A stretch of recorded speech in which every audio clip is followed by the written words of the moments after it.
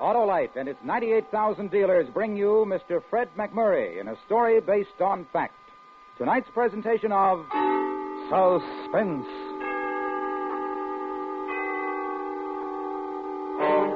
Tonight, a story of courage. The routine operational mission of a B-29 bomber over Korea. Autolite presents The Flight of the Bumblebee. Our star, Mr. Fred McMurray.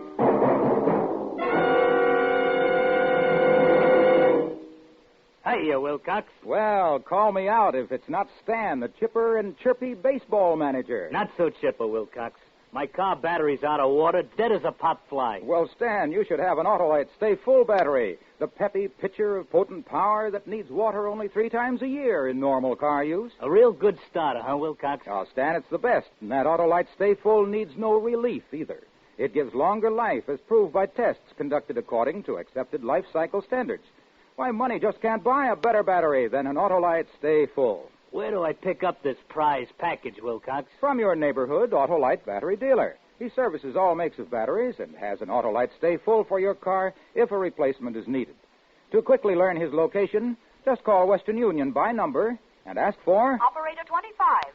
That's me, and I'll gladly tell you where you can get an Autolite Stay Full. The battery that needs water only 3 times a year in normal car use. And remember, from bumper to tail light, you're always right with Autolite. And now, with The Flight of the Bumblebee and the performance of Mr. Fred McMurray, Autolite hopes once again to keep you in suspense.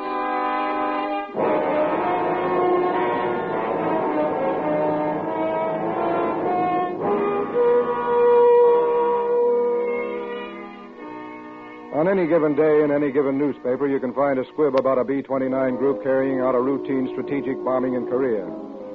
This is the story of one of those routine bombings and how it affected me, Lieutenant Colonel Hutchins Stone, and the crew of the Bumblebee, lead ship of the 236th Wing.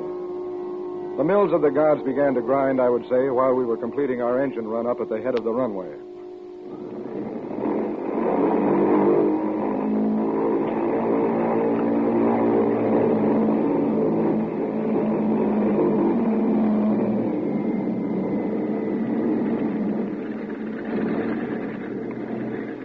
Finished with the run-up, Murph? There's a 75 RPM drop on the front mags and number 2, but it shouldn't bother us any. We'll get them back okay. Raj. Let's go, Frank. Flaps. 25 degrees. Trim tabs. Set. Autopilot. Off. Windows and hatches. Rear door and escape hatch closed. Turbos. Number 8. Propellers. High RPM. Power from Army, 3605. Over. Over to you, 3605. Ready to take off. Over.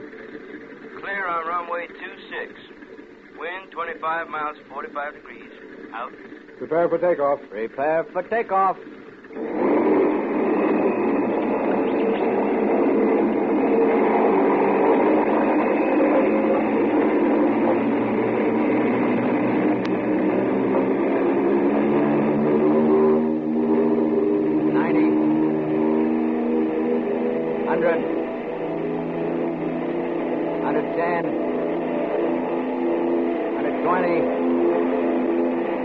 Airborne. 135. 0.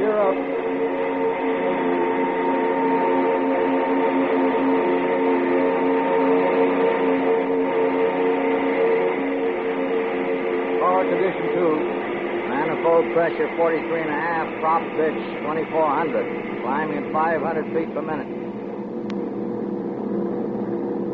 Raised flat. Coming up easy.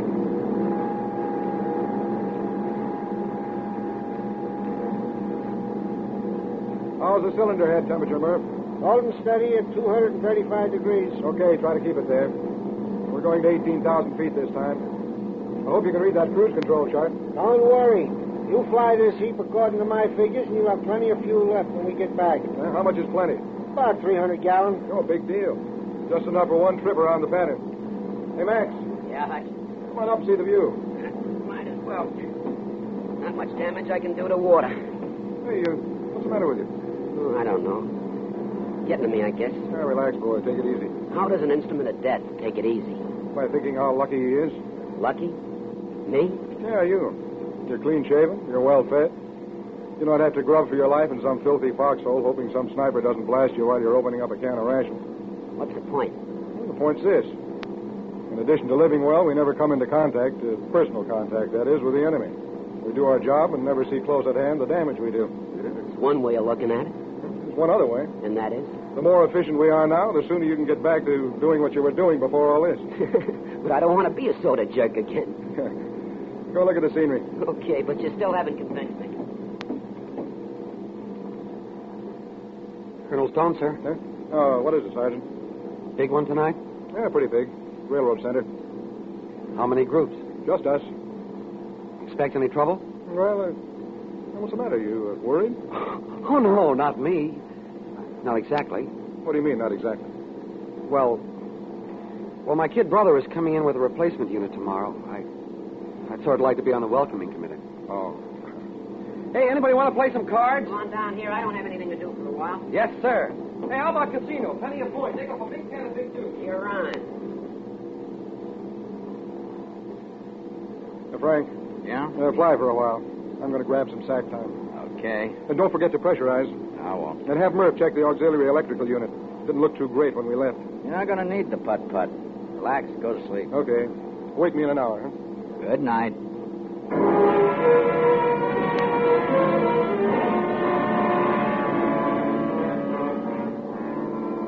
Before I fell asleep, I thought of my ship and its crew. The thrill of being master of 135,000 pounds of airplane. And I thought of the words in the preface of my pilot's handbook. You are the commander of a combat force all your own, it said. A small but specialized army. And you, as airplane commander, will be responsible for the welfare and morale of that army. Morale. I thought briefly about Max and the Sarge. This momentary concern of theirs was perfectly normal to a fighting man with a conscience. I decided that my army was doing all right and dropped off to sleep. When Frank woke me, I relieved him, and he grabbed some shut-eye. And so it went. The hours vibrated by.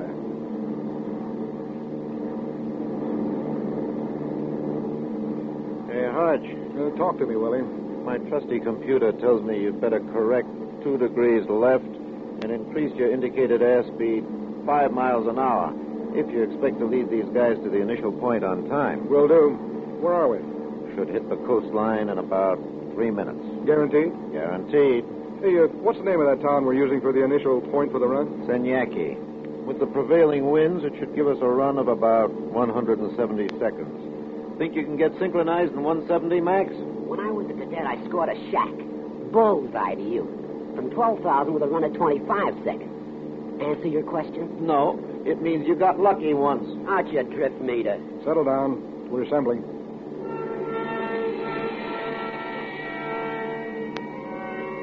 Our group assembled. 67-ton birds of destruction flying almost 600 miles to lay their lethal eggs on the enemy. My job was almost over. Control would soon pass from my hands to the 2 synchronizing knobs of Max's bomb sight. He would fly us down the path to the target, the path from which there was no turning. A man's got to be a little frightened when he approaches something like this. I wouldn't want a man on my crew who said he wasn't. Because when a man doesn't scare in a situation like this, he's a fool. And a B-29 is no place for a fool.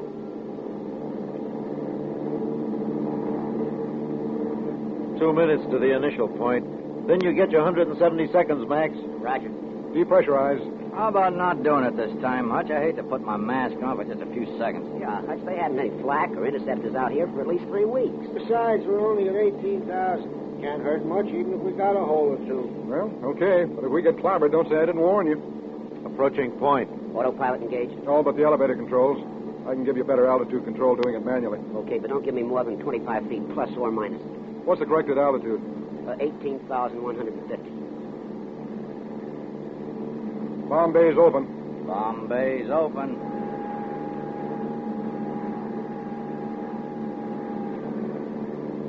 Okay, Max, you've got it. Frank, check the gunners. Right gunner.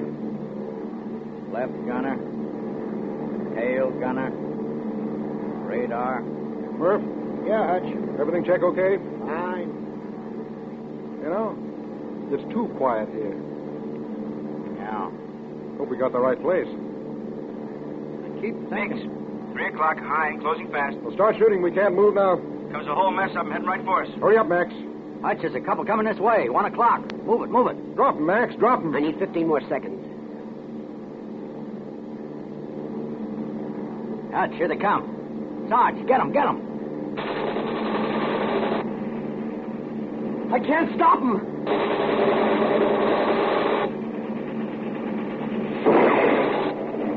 We're hit. South of the bombs. Bomb bay's closed. Let's get out. Frank, report from the aft compartment. Murph, we're reading on the damage. I'm sorry. I couldn't stop him. I hit him. I hit him. Take it easy. Settle down. Emergency power on 1 and 2. Come on up.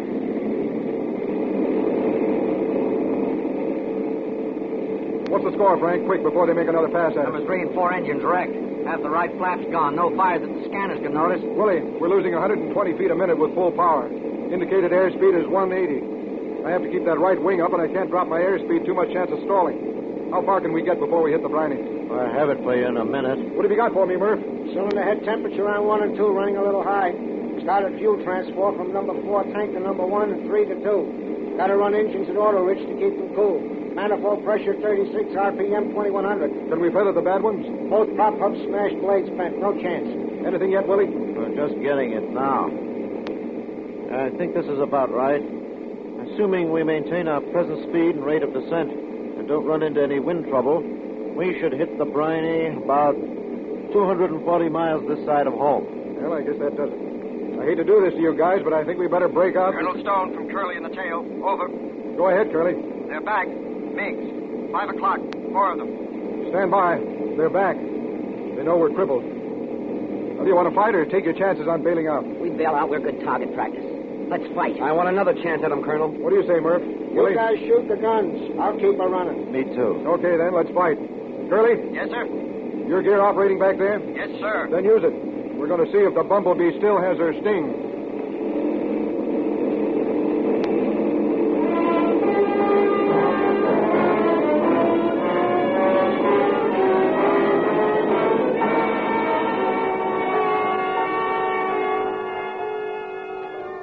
Autolite is bringing you Mr. Fred McMurray in The Flight of the Bumblebee. Tonight's production in radio's outstanding theater of thrills, Suspense.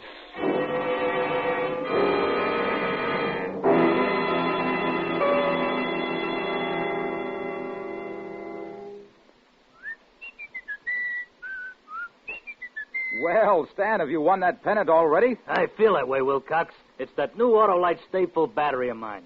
It's quick as a shortstop, eager as a rookie, and powerful as a slugger. And best of all, the Autolite Stay Full needs water only 3 times a year in normal car use.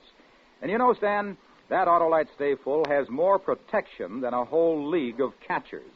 Why, it has fiberglass retaining mats around each positive plate to reduce shedding and flaking and give the Autolite Stay Full longer life, as proved by tests conducted according to accepted life cycle standards. That Autolite Stay Full has made a hit with me, Wilcox. Why, money just can't buy a better battery than the Autolite Stay Full.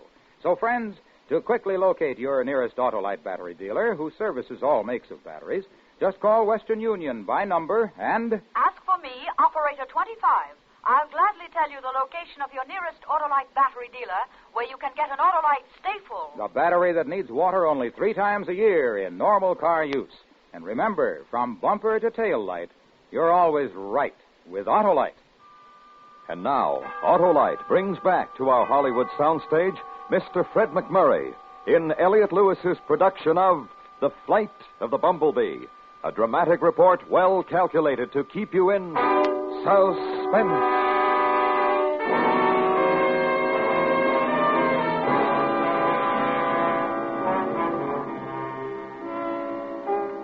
It wasn't much of a decision to make.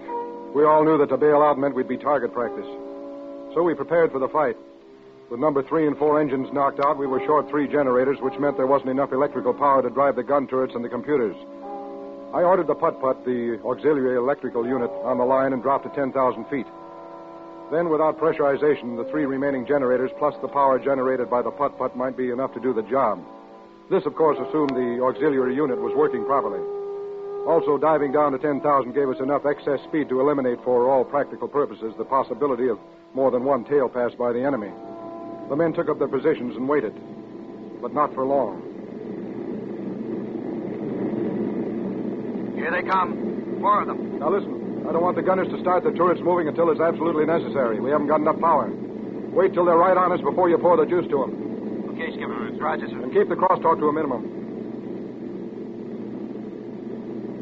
Right gunner to pilot. Over. Go ahead, Marty. Can you drop your right wing a little? Makes an awful blind spot for me. Can't do it. Got to keep these dead engines high. Sorry. Okay, sir. But if you really need it, I mean really, yell and I'll drop it for you. They'll probably come in that way at least once. Maybe we can trap them. Right, sir. Look out, Al. Coming at you. I see him.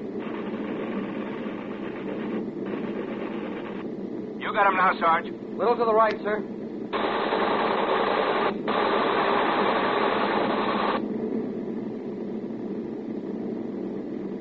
Number 2 coming in.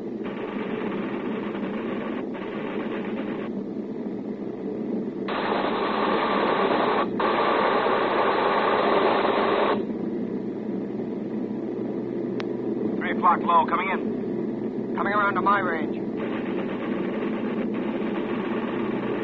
Some of the head temperature on 1 and 2 over the red line. Open the cowl flaps another 2 degrees. Cool them off. It'll slow us down. I can't help it. These engines have got to get us back. There's number 4.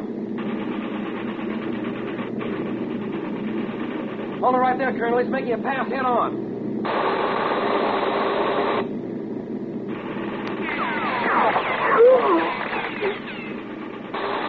Max is hit. Take care of him, Willie. I got him, sir. I got him. No power in my turret, Colonel. Number 1's coming back. We haven't got much juice. The generators are overloaded. Curly and Marty lay out. I'm going to give you the shot, Al. A little more to the left, sir. I think I can... Al? Take care of them, somebody. They're heading for my blind spot. Tell me when you want that right wing down, Marty. Yes, sir. Now, don't miss, Marty. We want to get home. Now, hold the crosstalk. Here he comes. Not yet. Not yet. Now, Colonel, drop it. Drop it now. Here you are, Marty. I hit him. He's a flamer. There they go. Come on back and fight. I never did get a good shot. Come on back. There they go, Hutch. We made it. Take over, Frank. I want to take a look at Max. Got it.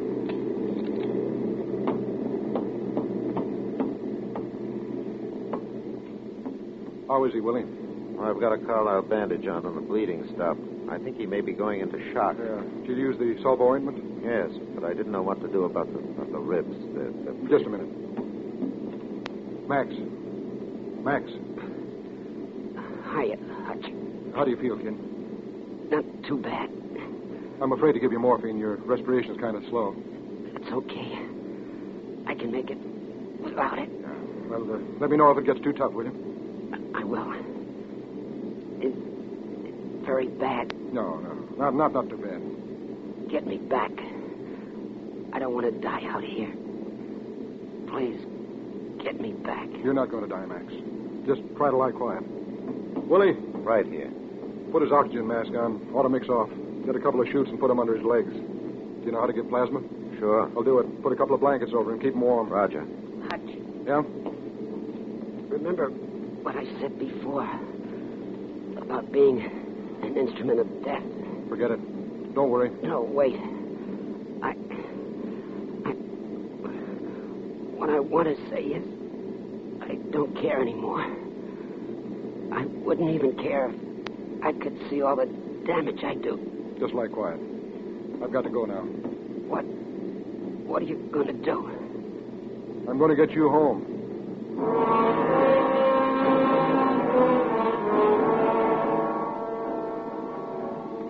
When I said that, I didn't have the slightest idea of how I was going to do it. I went up and talked to Murph and found that nothing we could possibly do to the engine was going to keep us from losing about 100 feet a minute. We looked at each other like a couple of stupid fools for a while, and then Murph made a suggestion that gave me an idea. He said that if we were anywhere near basic weight, we could maintain altitude. First, we tried to figure out how we could dump some fuel, but that would have been defeating ourselves. Then I got the idea, why not drop everything over the side that wasn't absolutely essential to keep the Bumblebee in the air? That might get us down to near basic weight. How do you know it'll work? Well, what have we lost if it doesn't? Nothing. What are we waiting for? Okay, you fly for a while. I've got work to do. Sarge? Yes, sir? I want you to start dismantling Max's gear up forward. The bomb sight, intervalometer, track down all the electrical cables and rip them out. The cables are all color-coded. Frank? No, what is it? Do you have a set of technical orders aboard? Got them right here. Well, check through and give Sarge the letter coding and the color coding of the bomb equipment. Will do. I want everything pitched out. Now get started. It's practically out now. How's your gear, Willie? I can get rid of everything except my computer. My drift meter got clobbered, so I can't use it anyway. The cabinet and my tables can go, too. Fine. Keep one pencil. Thanks. Colonel Stowe to Marty. Over. Yes, sir, this is Marty. How's Al doing? Pretty good, sir. He's not going to be running around for a while, but he'll be in shape okay. Good. I'll be back there pretty soon. Out. Expect any more shooting? No. Why? The armor plate comes off real easy, just bolts and wing nuts. So does the bullet-resistant glass behind the instrument panel. All right, dump that out, too. How are you doing, Sarge? Oh, dandy, Colonel. Just dandy. Murph, toss the hot food unit out. Save some extra water. It hurts, but I'll do it. Willie, as soon as you finish with your stuff, you and Murph tear down the armor. I'm going aft.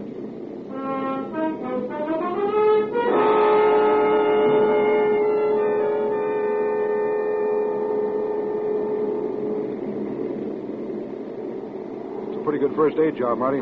Thank you, sir. What happened to Al's turret? No power. How come? Well, the auxiliary never did get started. We didn't get 1 volt of power out of that putt-putt. Toss it out. Yes, sir. Hey, wait a minute. Before you do that, do you know how to remove the lower turret? Guns and all? Guns and all. Yes, sir, we can, but it's quite a job. I don't care how big a job it is. Can we do it? Yes, sir. But I'll need some help. You'll get it. I'm going up front now. Oh, Colonel, Yeah, Marty?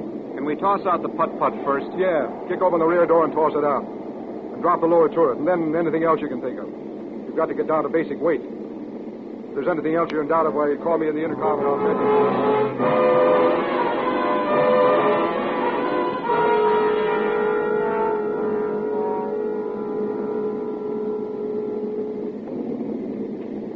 Oh, there it is. Prettiest runway in the world. Man, am I glad to see it. Yeah, they're standing by on runway 26. Notify crew. Prepare for landing. We'll dispense with the rest of the checklist. Gear down. Gear coming down.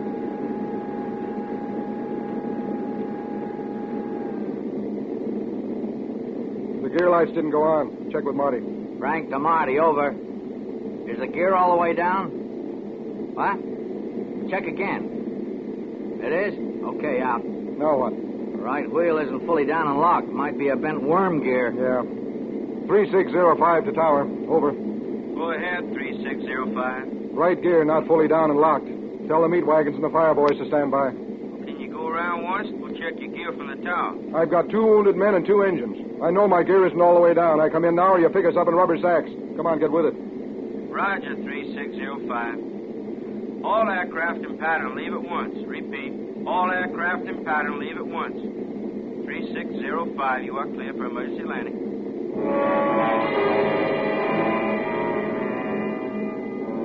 Within a few seconds, I could see the ambulance racing to where they figured the plane had stopped. Then I saw the Fulmite boys turn down the taxi strip that paralleled the runway. I knew what the procedure'd be. They'd start down the runway and start throwing the stuff at the engines the minute we touched the ground. They sure took chances, those fire boys. Take your positions for a crash landing. Somebody take care of Max. I've got him.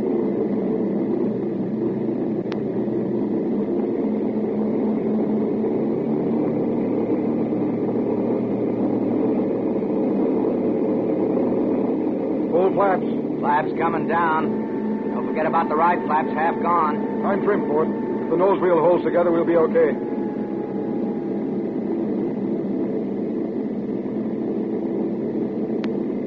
Go for the idle cutoff when you're ready. Right. Give me the count, Frank. Speed 138. 130. 120. 110. 100. 90. Cut the switches, Murph. Right.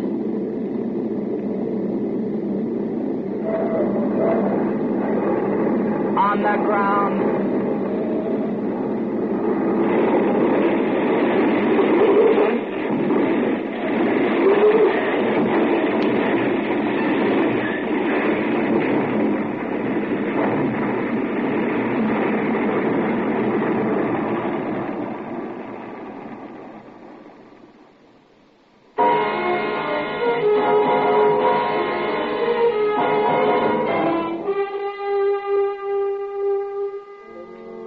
didn't catch fire. We didn't turn over. We were just ground looped. And that was the end of our routine operational flight. Max and Al made it okay, and the rest of us had ourselves a weekend in Tokyo. The Bumblebee, they had to junk her. There wasn't enough left to make repairs worthwhile. Now, if you'll excuse me, I have to go to a briefing. Another routine operational flight.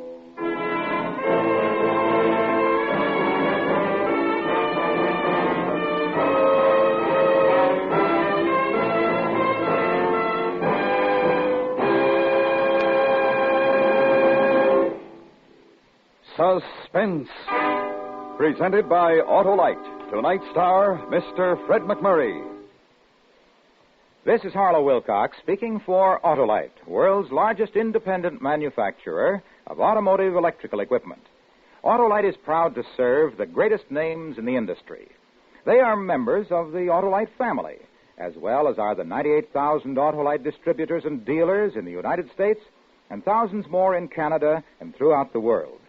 Our family also includes the nearly 30,000 men and women in 28 great Autolite plants from coast to coast and in still other Autolite plants in many foreign countries, as well as the 18,000 people who have invested a portion of their savings in Autolite. Every Autolite product is backed by constant research and precision built to the highest standards of quality and performance. So remember, from bumper to tail light, you're always right with Autolite.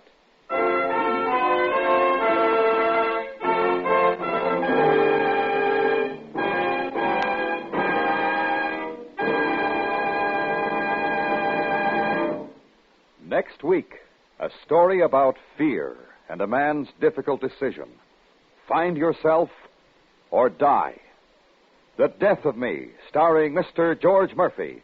The program will be presented on Suspense.